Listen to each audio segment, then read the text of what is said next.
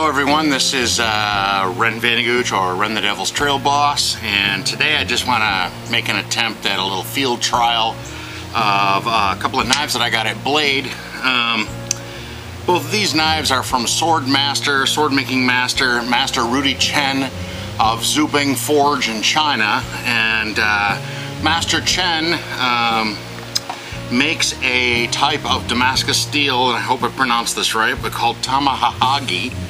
And if you reference this in the custom and handmade knives forum, I have a thread there called a highlight of Blade, and in there Master Chen provided me with a DVD of the secrets of his Damascus making process, and if you look at the pictures on there, I think you'll find it pretty fascinating. Anyways, Master Chen gave me a chopper, which we'll test later in this little video clip, but I also purchased from him a small hunter, and I know it's not exactly hunting season in Michigan right now, so what we're going to do is just, I'm going to show you some vegetable, just some kitchen usages here. But this is some sort of a squash that was supposed to be a cucumber when I bought the plants. But anyways, let's see how Master Chen's plant cuts very cleanly, very nicely into the, with a hunting knife, which has a larger grind, actually cuts very, very thin, tiny slices, as you can see, almost clear through. The grind on this knife is different from typical American or European knives. Since the Damascus is handmade and hand forged, and Master Chen is a sword maker, there really is no bevel on the blade, but as you begin to use this steel, more and more of the carbide is exposed, making these knives sharper as you use them. And so this knife hasn't received a whole lot of use yet, but you can see already that it is an amazing cutter, as it is slicing, tiny, thin slices off of this squash plant. As far as beans go, this will probably be no competition at all, but very clearly a very good bean cutting kitchen utensil. Master Chen,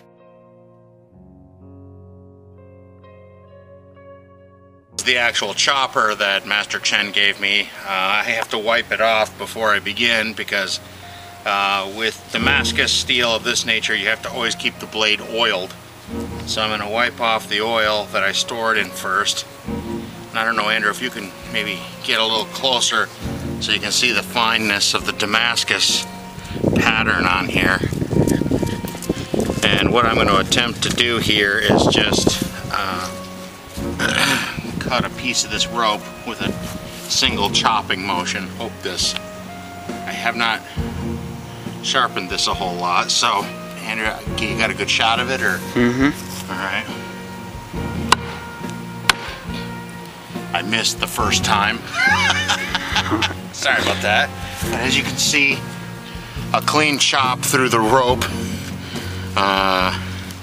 This is rope that's rated at 1,600 pounds. It's a nylon rope, and it clearly chopped right through it. Let's try a few other chops on this thing. Yeah, I just tapped it right there. Look at it, I nearly cut it clear through.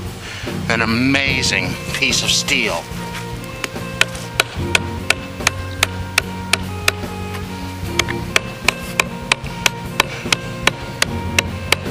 Amazing.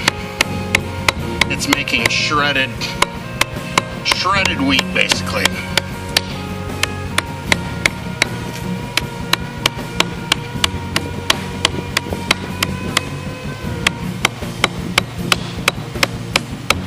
The beam that I'm chopping this on, by the way, is pulled out of a barn that was built in 1898. It is a well over 100-year piece of pine. You can see from here it was axe hewn out of the native woods in Michigan. So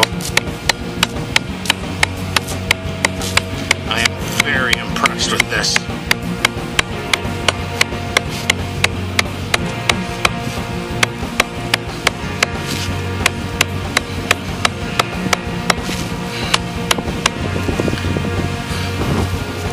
I'm gonna wipe off the blade. Again, you can see literally that knife is perfect. There's no chips, there's no dings, there's no damage whatsoever to the steel. An amazing knife. Let's just try cutting once.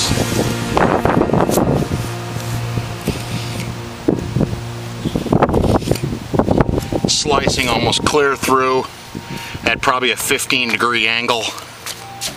Very impressive. Very impressive. Okay, stop the camera here a minute.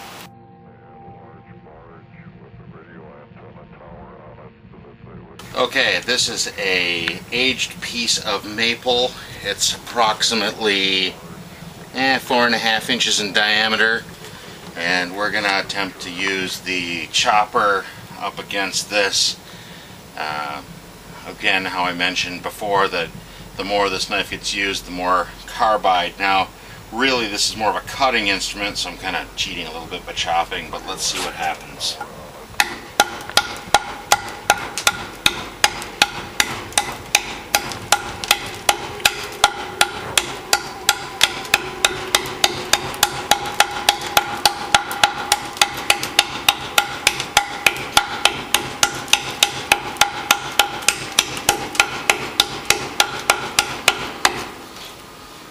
That's an example of, Aaron, maybe you could show the, the pieces and the splinters.